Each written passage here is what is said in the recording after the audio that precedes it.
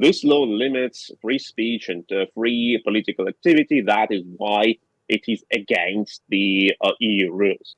But it is not that this formal contradiction leads people to the street. The problem is that first, 20%, over 20% of territory of Georgia is being occupied by Russia.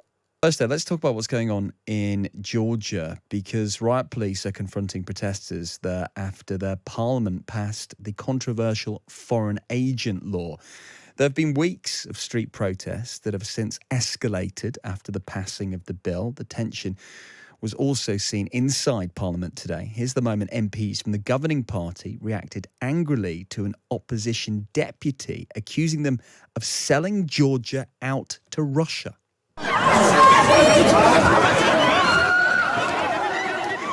A lot of fighting there and punches going on inside the parliament. Well, Sergej Sumlenny is an Eastern European security expert and founder of the European Resilience Initiative Centre.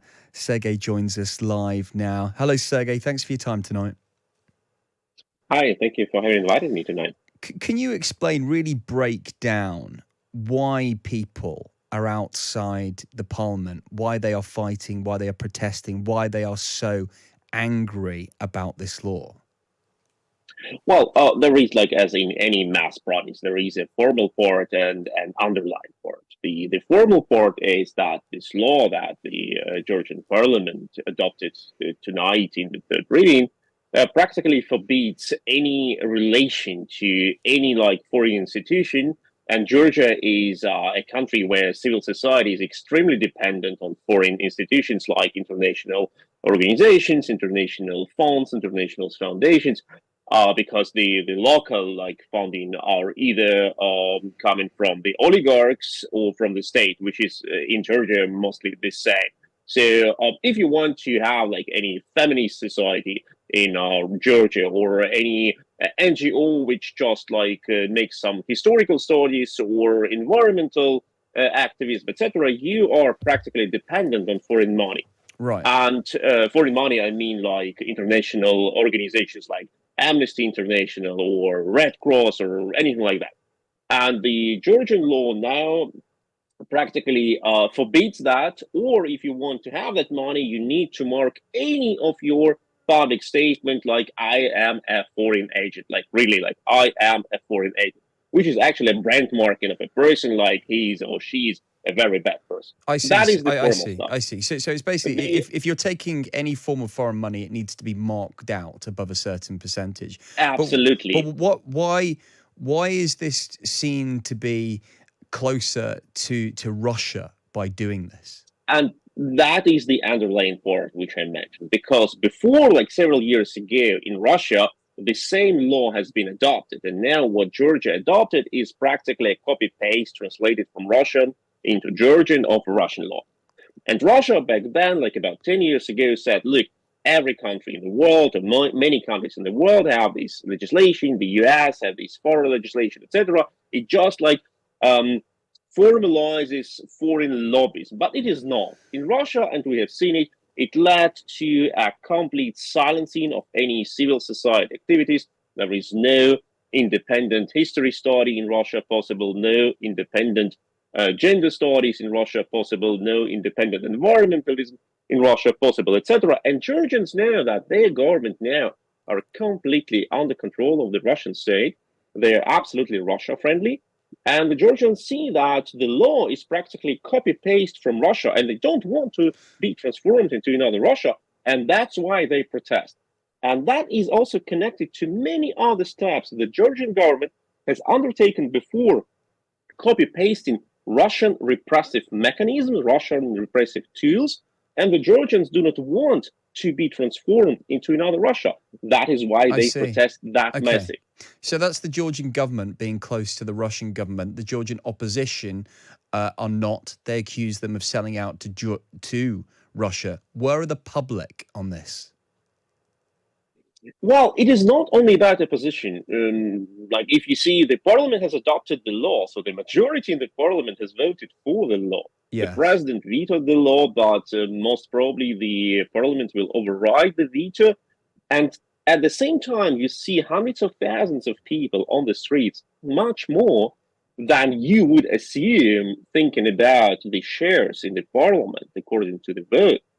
And it is not just that people are protesting, people are being severely beaten by the police. We have seen how the police just takes randomly people out of the crowd and beats them severely, bloodied faces, completely swollen eyes, people cannot open their eyes, like bones broken, etc.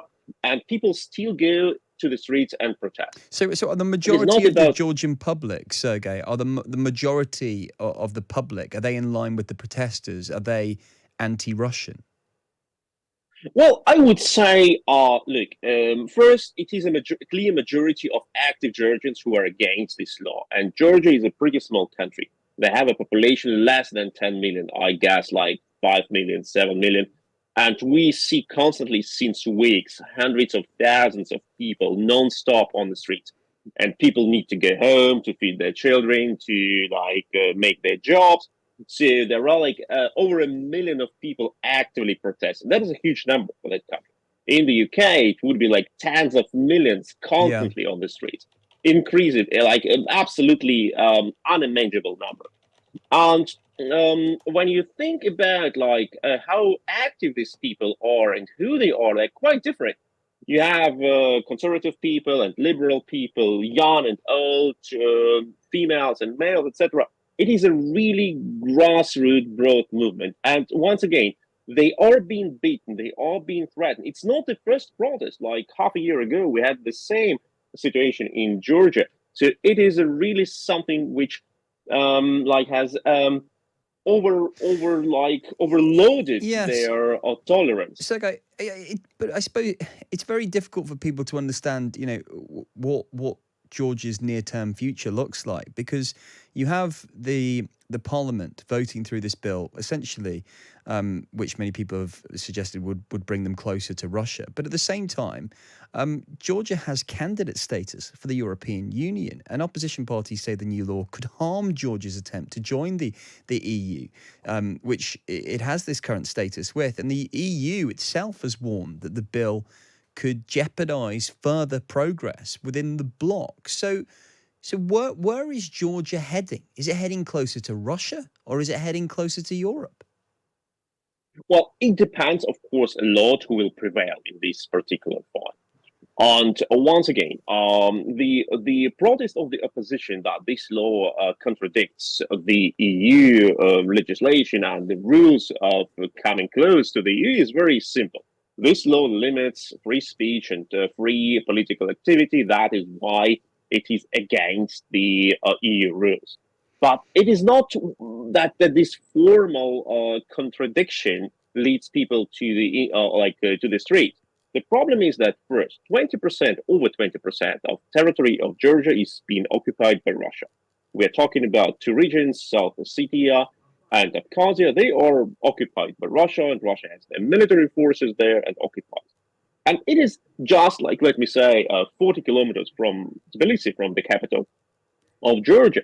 If you take your plane now and fly to Georgia and you land in Tbilisi, you are just 40 kilometers, or how many, like 25, 28 miles from a territory which is occupied by Russia. So you are literally in the war zone, like in a Yeah. direct proximity of Russian artillery if they want to shell you. And that is the constant threat which the Georgians feel.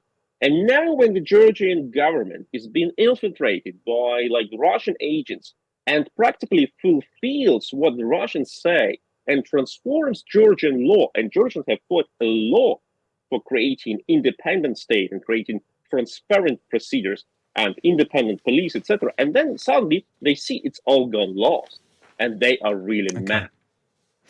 Sergey, thank you so much for your time tonight. That's Sergej Sumlenny, an Eastern European security expert and founder of the European Resilience Initiative Centre, talking about that A very difficult situation that's going on in Georgia. Riot police confronting protesters there. They've got candidate status for the EU, but of course, this is being seen as a foreign agent law, something that's bringing it closer to Russia.